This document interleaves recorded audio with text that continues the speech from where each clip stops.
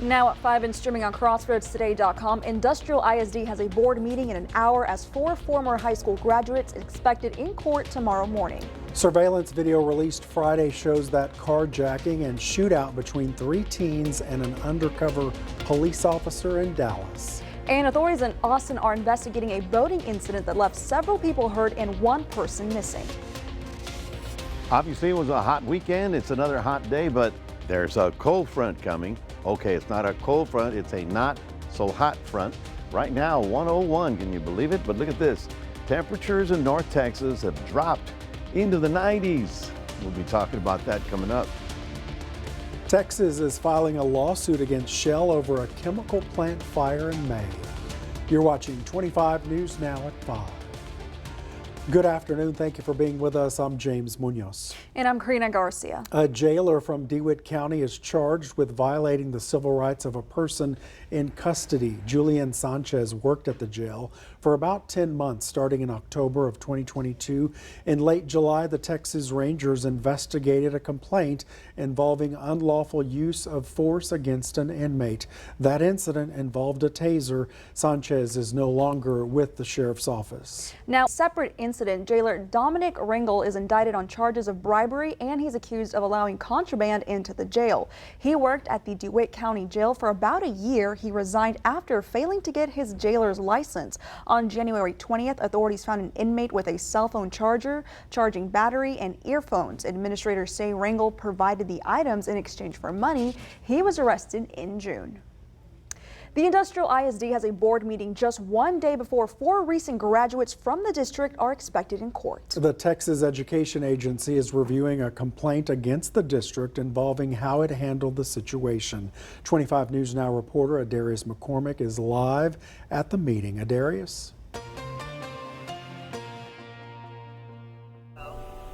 The 4 graduates were charged and arrested with organized crime assault. Now, there is no mention of the incident in the meeting. However, we did speak with the victim's civil attorney. Attorney Susan Soto is not involved in the criminal case against Cullen Stumfall, Christopher McRory, Zachary Cuckler, and Braxton Warren. Attorney Soto is working with the TEA to investigate the Industrial ISD's response to the alleged assault. She says the family wants answers from the district, so the Office of Civil Rights, TEA, and Title IX are working hard to get these answers. They will also investigate into a school district's actions and determine whether or not those actions have complied with not only Title IX, but other federal laws. And my clients have chosen to pursue all 3 of those avenues. Regarding the adults involved in and aware of the incident in April. Attorney Soto offered a word of advice to students and parents in the area who are concerned about the incident. She says students should find an adult to speak to and adults should pay close attention. If students find themselves in a situation in a school district that is not very responsive to student concerns, if that student does not have a trusted adult on their campus to whom they can go for help and advice, then I would encourage that student to find a trusted adult outside of the school system. The criminal case will start with a court hearing tomorrow in Jackson County. Attorney Soto will step in the case if it goes to trial. We will cover the court hearing tomorrow in the morning, and we will also listen for any mention of the incident in today's meeting. Reporting live in Vanderbilt, I'm Adarius McCormick, KAVU-TV, 25 News Now. Adarius, thank you. Here's your viewer poll this afternoon. Scan that QR code on your screen to vote now. The question is, do you plan to follow the court hearing involving the Industrial ISD baseball players, yes or no? We want to hear from you on this. Come to crossroadstoday.com/vote to take part, and we're going to have an update on 25 News Now at 6. Now, a grass fire tore through Livy Sloan Road on August 11th, impacting 5 homes. 115 acres of ranch land burned Friday evening. 1 house lost a barn. horse trailers, and more equipment. The fire spread as fire crews from Nursery, Inez, and Goliad tried to contain the fire, but no one was hurt. Now, this photo was taken by the Texas Division of Emergency Management last Friday. This took place off Rab Road again, Levi Sloan Road, and Prairie View near Nursery. We'll have more with one family on 25 News now at 10. All right, let's check in with Chief Meteorologist Mac Bettis. Mac, I love anytime we're hearing and talking about chances of rain. It's what we need right now, Mac. I'm afraid to utter the words. You know, it's like, okay, a cold front in August. That's weird. Chances for rain, weird considering it has been more than 30 days since we saw anything. But you'll notice up in North Texas, the temperatures go from 105 down to 91 into the 80s. There's a frontal system coming in. It's more of a dry line, not much of a cold front, but it will change a little bit of the weather for tomorrow. And we'll be talking more about that coming up in just a moment. Back to you. Thank you, Mac. New surveillance video released Friday shows 3 teenagers carjack an undercover police officer in Dallas. It also shows the shootout that followed. Surveillance video shows a gray 4-door car drive into a parking lot at International Plaza and drive up behind a parked Dodge Challenger. 2 suspects walk up and demand the driver get out. But what they don't know is the driver is Nathaniel Chapman, a veteran Dallas police officer working surveillance in an unmarked car. The officer draws his gun as he backs away. 2 suspects open fire on him. Bullets that miss kick up dust. But one of the 9 shots hits the officer in the left leg, and the suspects who were not hit then take his car and drive away. This is a veteran officer that really wants to help his city and reduce violent crime, and he saw it firsthand. Police Chief Eddie Garcia says the officer is at home recovering. The 3 suspects are in jail. They ditched the police vehicle in Dallas but were tracked to Shreveport, Louisiana, and arrested by a U.S. Marshals Violent Offender Task Force. Identified as 19-year-old Rodriguez Lewis, 17-year-old Retravian Polk, and 18-year-old Xavier Cook, all with prior criminal records. And weapons recovered that match the caliber of the guns used in the shootout. It's by the grace of God and his warrior spirit that we didn't lose another officer that same day. And after a difficult week for DPD, Garcia praised the officer for standing his ground. He put his life on the line really to protect the residents of the city, because had it not been his car, there was someone else whose car was going to get carjacked that night. That is 100% fact. And more uncomfortable facts. This is the 8th officer-involved shooting this year for DPD, the 6th where officers were targeted.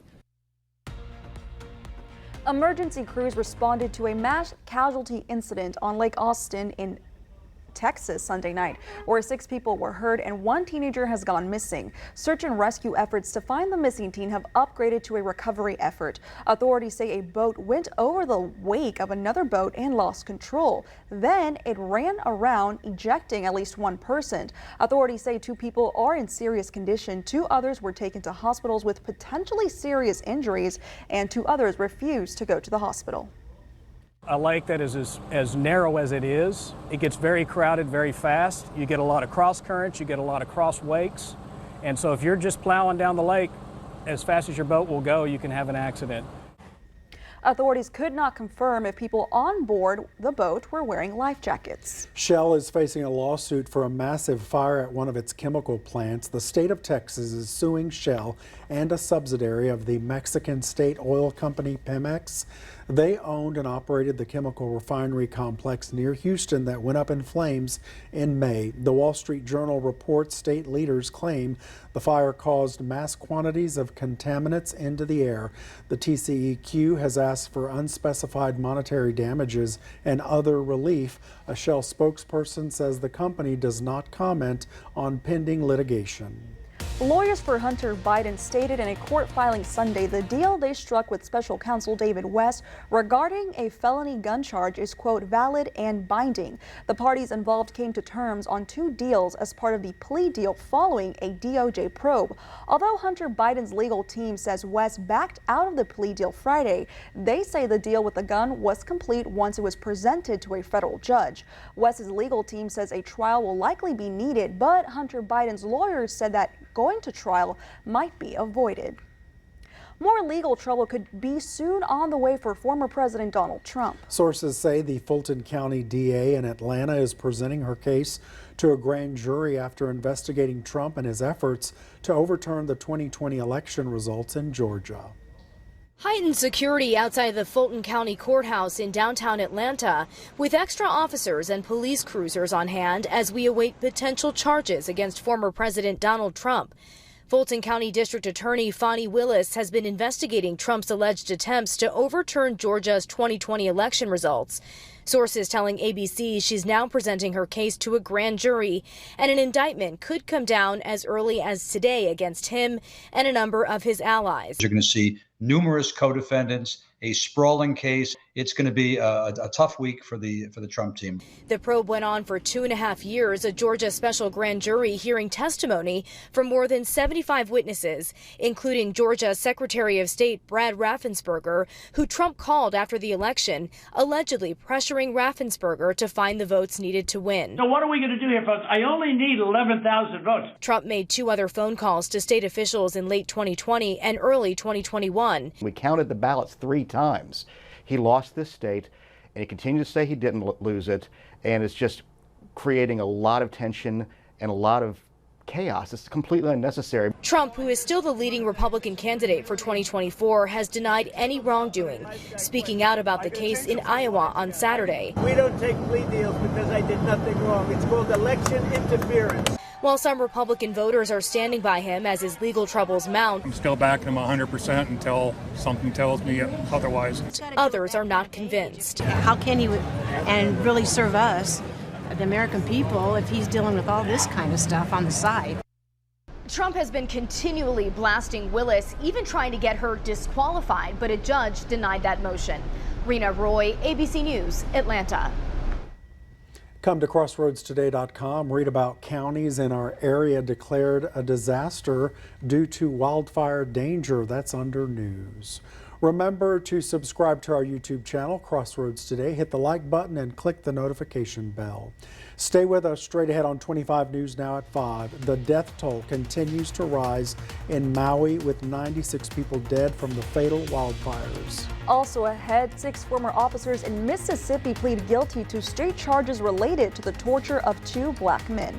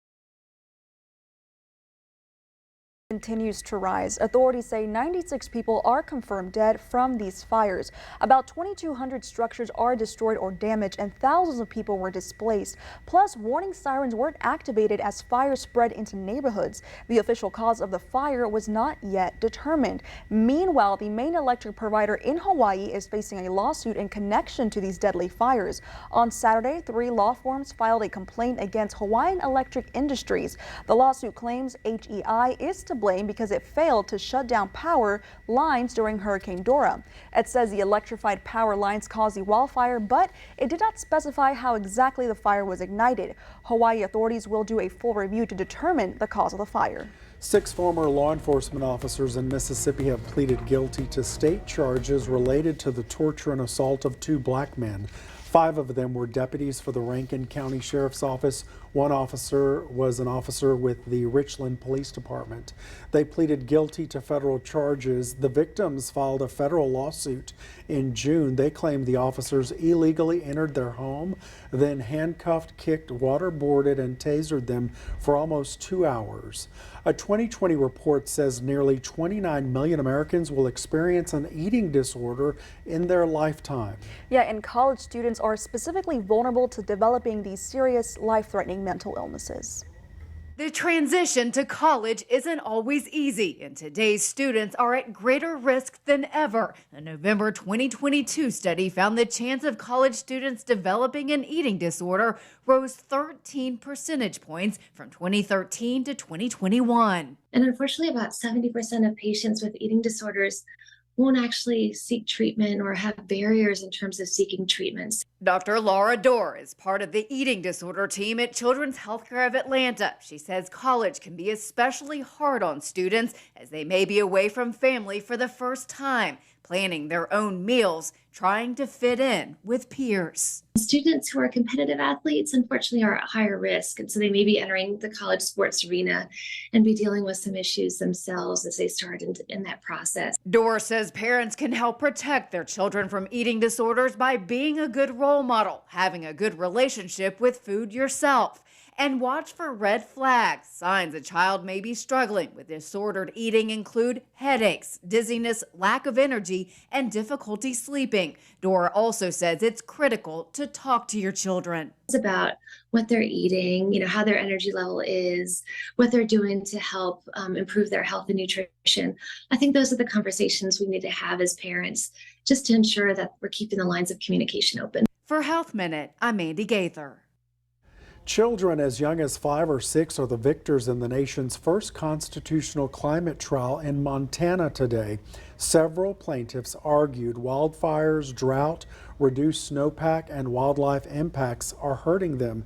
Their lawsuit against the state of Montana cites a constitutional guarantee of a clean and healthy environment. A judge is siding with their argument. The state's continued development of coal reserves and other fossil fuels is unconstitutional. Several similar suits are working their way through the U.S. court system. The Texas Tribune has this story about U.S. Representative Ronnie Jackson threatening to beat up a state trooper and take down the Carson County Sheriff in the next election. This after he was detained at a rodeo outside Amarillo in July. You can read this story at crossroadstoday.com. Well, good afternoon, everybody. Yeah, the temperatures again into the triple digits. You see right about there. The thing is that, as I mentioned at the top, there's a not so hot front coming toward us. And by tomorrow, we could pick up a north wind. Now, it's not going to cool us down, but it is going to dry us up. And that is actually going to make it warmer. I'll try and explain all of that coming up in just a moment. Stay tuned.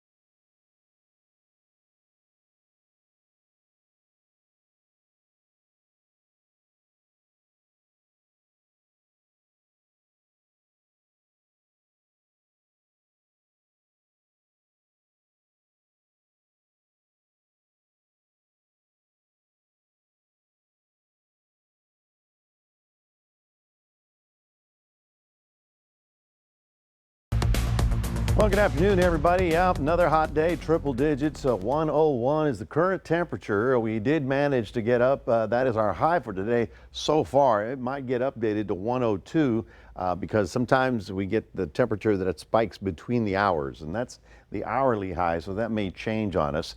And I hope you had a good weekend. I know you probably stayed indoors because it was rough out there with all that heat. Now, here's Texas, and here are the triple digits, and all of a sudden, something's going on here, folks. Here's I-20 from Dallas to El Paso, and you can see the temperatures dropping into the 90s, unbelievable 85 degrees. They're dancing in the streets in Lubbock today. They haven't been that cool in what, 3 months, 4 months?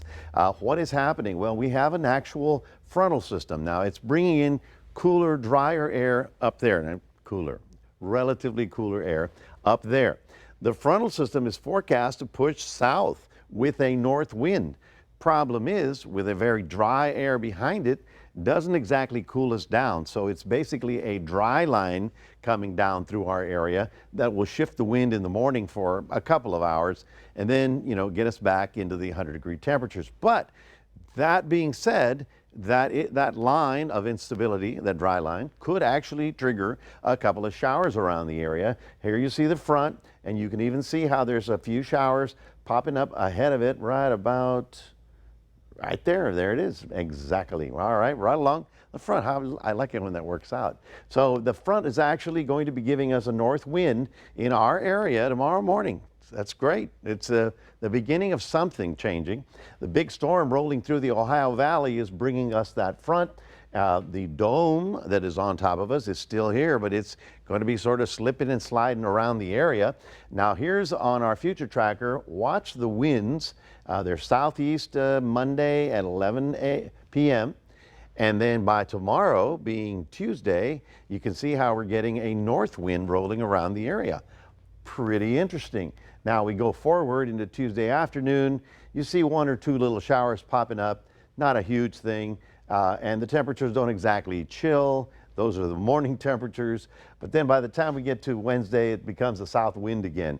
But the thing, then it gets a little bit more interesting because the dome is actually moving. It is forecast to roll back to the west, giving us an opening of the Gulf door. And then as we get to the weekend, it's going to be in central United States, giving us a chance to get some of that shower activity and moisture off the Gulf. Now, it'll be humid, but we'll have a chance of getting 1 or 2 little showers out of it. And if you catch one, you'll be the lucky one. Meanwhile, we've got a couple of systems out in the Pacific that are fairly active. Here's Mexico, one developing here, a hurricane here that's called Fernanda. And then there's another one, Eugene, I believe is the name of this. None of them, fortunately, headed toward Hawaii. They've already had enough trouble, okay? Let's take a look at your day planner for tomorrow. Looking 81 in the morning up to 101 in Port Lavaca at the coast. And this is before the front comes through. Then you see that north wind, 104 in Cuero. With a north wind, you'd think we'd cool down, but it looks like it's going to be a scorcher. But given the temperature and the humidity and the lift, we may have a little 30% for Tuesday. That's your 7-day forecast, reminding everybody we've got a QR code. We'd love you to scan that and put it on your cell phone.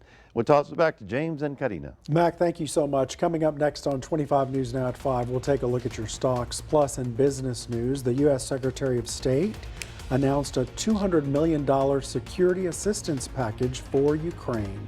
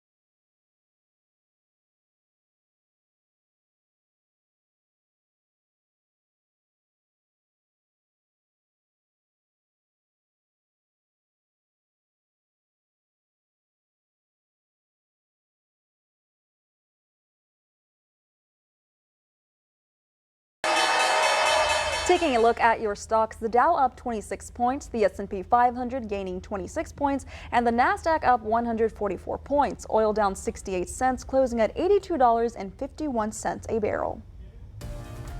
The U.S. is sending more military aid to Ukraine. Secretary of State Anthony Blinken announced a new $200 million assistance package. It includes air defense, artillery rounds, anti-armor capabilities, and additional mine-clearing equipment. The funding comes from previously authorized presidential drawdown authority.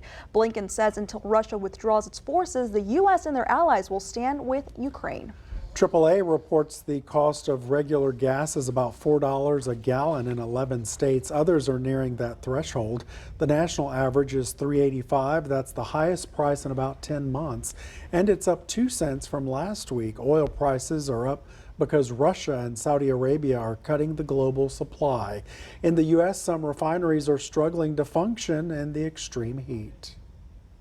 Stay with us. We'll take one last look at your forecast with MAC. Plus, the U.S. Coast Guard and Navy rescue 4 divers missing off the coast of the Carolinas. Plus, here's a look at world news tonight right after 25 News Now at 5. Coming up tonight, breaking news involving former President Trump and the Georgia grand jury. We're live. The storms hitting the east, damaging winds, Washington, Philly, the watches in New York City, and the horrific images just now emerging from Maui, and serious new questions. Next.